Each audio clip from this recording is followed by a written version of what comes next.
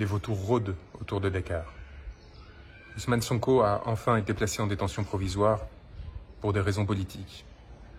Après des années d'acharnement judiciaire qui utilisaient des prétextes pour le persécuter et le salir, comme cela a été fait envers tant de dissidents, à commencer par Julian Assange, le pouvoir a montré sa véritable face, celle d'une tyrannie sale qui ne supporte pas l'opposition politique et qui vise par tous moyens à se perpétuer au sein d'instances dominantes qu'elle utilise pour piller et pour accaparer des ressources au détriment du reste des Sénégalais.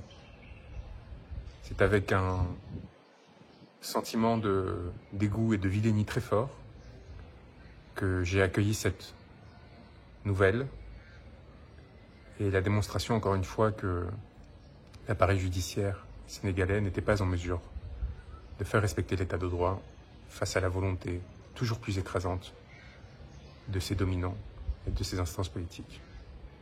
Alors je vous dis tout cela depuis Dakar. Je salue la mort d'un nouveau martyr, tombé à Pikine aujourd'hui, tombé à Pikine pour la liberté et la souveraineté de son peuple. Tué par les balles d'agents de la BIP, sur lesquels nous avons tous les éléments pour mettre en œuvre les poursuites qui ont été enclenchées tant en France qu'à la Cour pénale internationale, et je l'espère bientôt, dans le cadre d'un changement de régime démocratique, qui se poursuivront au Sénégal lorsque celui-ci retrouvera sa souveraineté. Je vous parle non pas en fugitif, déguisé en femme, mais en effet porteur d'une robe. Une robe d'avocat. Une robe d'avocat qui m'a valu l'émission d'un mandat d'arrêt international de la part d'un gouvernement qui n'a, semble-t-il, plus idée de ce que représente l'état de droit, qui pense que lorsque cela ne suffit pas de poursuivre des individus injustement, il peut s'attaquer à ceux qui portent sa parole, le représentent, et ensuite aux journalistes qui la relayent dans l'espace public.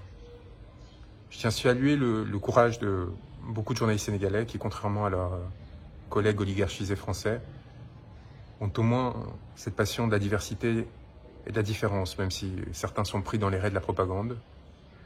J'ai lu encore des insanités à mon sujet, comme quoi, dans Le Monde, journal qui appartient à l'oligarque que l'on sait, qui censure les articles ou les papiers lorsqu'ils me sont trop favorables, ils savent de quoi je parle, et à l'inverse, tentent de salir chacune de nos initiatives et racontent des anecdotes absolument délirantes, comme quoi on serait en fuite, changeant de maison en maison au sein de Dakar, sans téléphone laissé à Paris. Désolé de vous décevoir, mais la réalité est à la fois beaucoup plus complexe et beaucoup plus enchanteuse que celle que vous tentez d'écrire pour détruire vos ennemis et non pas faire votre travail, contrairement à ce que vous espérez faire croire aux autres, mais servir des intérêts que l'on sait. Nous sommes ici sereins, travaillant, dur, pour nous assurer du respect des droits des personnes qui se sont engagées dans ce territoire pour leur liberté et leur souveraineté, et constatant une forme d'inertie assez sidérante de la part, d'une part de la communauté internationale, mais également de la France, mon pays, qui détient une base militaire à quelques mètres du lieu où je suis, et qui craint probablement de la perdre, et qui, par crainte de la perdre, est prête à s'asseoir sur tous les principes qu'elle a revendiqués ces dernières années, et qui ont fait son prestige et sa valeur au cours de l'histoire. Cette France qui n'a eu aucun mot pour dénoncer l'arrestation d'Ousmane Sonko. Cette France qui a participé à sa persécution en soutenant le mandat d'arrêt émis à mon encontre.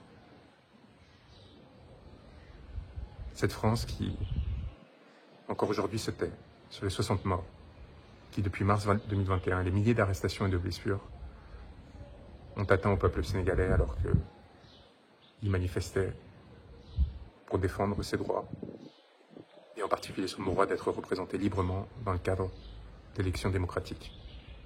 Alors c'est sûr qu'en France, on n'est pas habitué à des peuples qui luttent pour la démocratie, tout simplement parce que notre démocratie a été tellement avariée par ces jeux oligarchiques, par ces compromissions successives, par ces distorsions institutionnelles, qu'elle a perdu tout goût à la liberté et à la démocratie. Et alors quand elles voient un peuple se lever, son élite, ses petits gouvernants, voient des échos de luttes passées, qui ont pourtant fondé notre régime, et qui ont trouvé de glorieux épisodes depuis, y compris au sein des Gilets jaunes, et bien avec l'inquiétude des dominants qui craignent pour leur position et la défense de leurs intérêts. Je les connais, ces médiocres, et je les ai assez fréquentés pour savoir ce qui explique leur attentisme, leur indifférence et leur soutien larvé, puissant, à l'encontre des régimes qui tuent, qui pillent, qui violent. Est-ce que c'est pour cela qu'il faut se donner à des mains étrangères, à d'autres acteurs opportunistes qui tentent de se saisir de ces opportunités? Non. Il faut en profiter pour garder sa dignité, réclamer sa souveraineté et proposer des positions d'équilibre comme celles qu'Ousmane Sonko développait, sans asservissement à l'égard d'une puissance tierce, quelle qu'elle soit, pour et par le peuple. Pour et par le peuple. C'est maintenant le cri qui doit nous unir pour défendre, à travers ce destin et à travers celui de tous ceux qui luttent, nos aspirations à la beauté et la dignité. Courage à tous. On est à vos côtés, très proches. On l'a fait pour vous démontrer qu'on n'était pas dans un cantatoire, que l'on était aussi capable de prendre des risques, mais aussi, jusqu'au bout, revendiquer la légitimité de nos faits, des gestes, de nos paroles, puisque c'est sur des paroles que nous avons été poursuivis. Notre droit et notre devoir impérieux de porter assistance à ceux qui nous l'ont demandé sans céder à une quelconque forme de pression. C'est ainsi que j'ai toujours exercé mon magistère, c'est ainsi que je continue à le faire auprès des frères qui luttent, de la Guadeloupe au Sénégal, et rien ni personne ne pourra nous en empêcher. Peut-être qu'ils nous arrêteront, peut-être qu'ils nous empêcheront de mener à bien le travail que l'on mène avec des acteurs de la société civile, politique, des confrères, pour essayer de comprendre les mécanismes d'oppression qui ont amené à la commission de crimes contre l'humanité. Mais il nous faut rappeler deux choses. D'une part, leurs crimes sont imprescriptibles.